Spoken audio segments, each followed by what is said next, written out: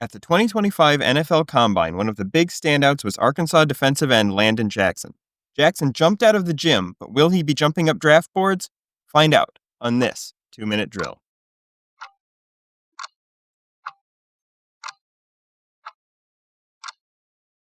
For the last 3 seasons, Landon Jackson has brought a tall, imposing presence to the Arkansas defensive line.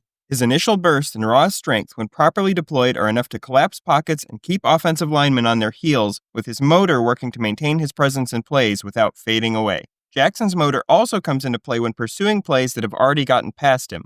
He actively uses his size to get his hands into passing lanes, and his frame should lend itself well to blocking kicks on special teams. In run defense, Jackson sets a strong edge, keeping plays contained well and showing the ability to disengage from a block to make a tackle when necessary. Jackson's initial burst also allows him some success rushing outside, despite the limitations he has with his frame and bend. The greater hindrance of the two is his overall stiffness.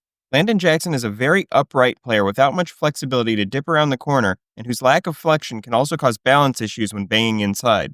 This makes for a bad pair with an uncomfortable height-length combination that makes it very difficult for him to get under linemen when bull rushing and even just anchoring down against the run.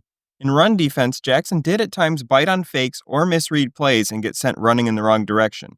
Jackson also had consistent problems with being drawn off sides by cadence and simply by jumping too early.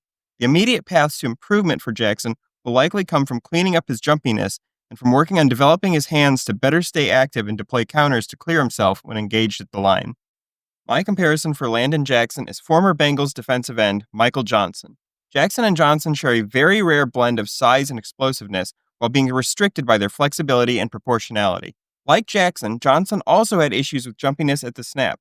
Their college playstyles were somewhat different, with Johnson focusing more heavily on shooting past the offensive tackle outside to beat them with his initial get-off, while Jackson was more patient and set a better edge. I think the best fit for Jackson will be as a 4-3 end on a team that doesn't ask him to do too much as a pass rusher and will lean into making him a power player, possibly bulking him up in the process. Before the Combine, I anticipated he would land in the 3rd round, but at this point, I'd expect him to go somewhere in the 2nd. And that's the 2-minute drill.